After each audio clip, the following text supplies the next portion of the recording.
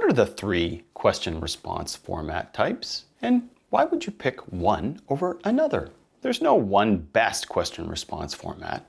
There's only circumstances that you can learn under which one choice is better than another choice. The three types of question responses are open-ended questions, category questions, and scale questions. First, open-ended questions. An open-ended question could be, name a luxury hotel brand. Another open-ended question that's often asked is, what could we do better? Or, do you have any suggestions for us? When do we use open-ended questions? When we're not certain what the most popular responses are going to be. Or when we want the answer to be in the consumer's wording, not our own. And finally, you might ask an open-ended question if you'd like to give the respondent an opportunity to either vent or cheer something about the service, the team, or the product. What are the drawbacks of open-ended questions? Well, first, they take more space on a survey. Second, they take more time for the consumer to fill out. As a consequence, you'll often find consumers either skip an open-ended question or type in stuff that you cannot understand. In addition, open-ended questions take a lot of work for a respondent to fill in. So even though they might feel good about venting, offering insight, or cheering, they also might feel kind of bad that you made them do that work. As an alternative to an open-ended question, and if you know the most popular responses, you might instead use a category-style question-response format. Category questions include classic multiple-choice questions. Category-style questions are also appropriate if space is limited. After all, they're pretty efficient space-wise. Category questions also allow very direct comparisons with previous surveys or other surveys being done with separate audiences. For example, male, female, transgender on this survey, male, female, transgender on a previous survey, very directly comparable.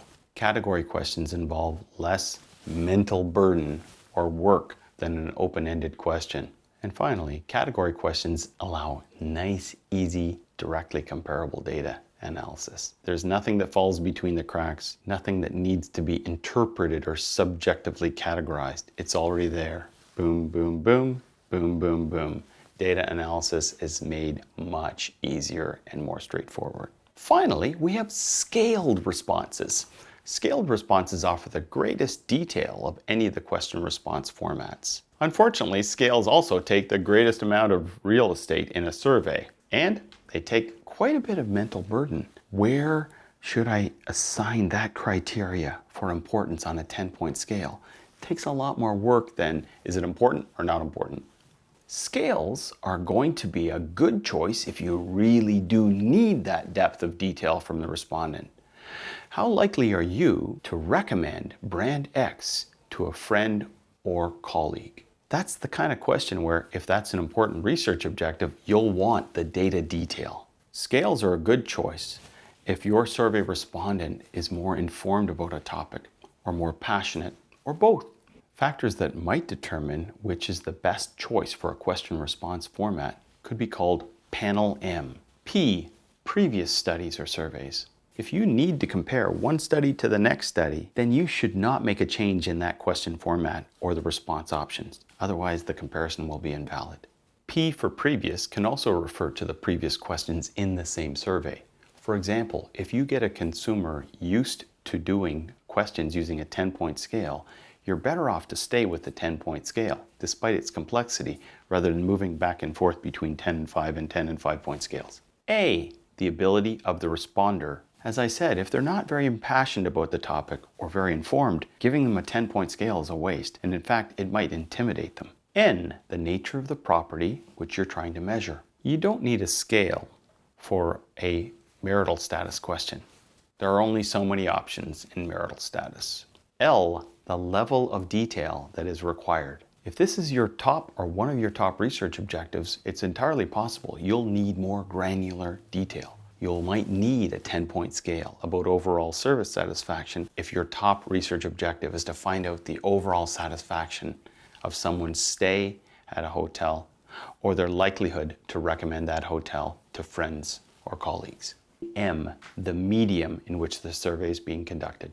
After all, how many people really want to type a long, open-ended question by tapping away on their smartphone? How many 10-point scales are really that friendly to a smartphone? I recommend you take into account the particular medium of the survey. If it's paper and ink, you can do complex scales, but you can't do graphic user interface scales. If it's a text-based survey, you better keep it really short with very simple scales. Open-ended, category, scale, there is no one best option. There are best options for certain circumstances. So take into account the circumstances and then make your selection accordingly. You'll have more success in Surveyland. So like, subscribe, leave a comment below, or watch any of the other videos. Happy surveying!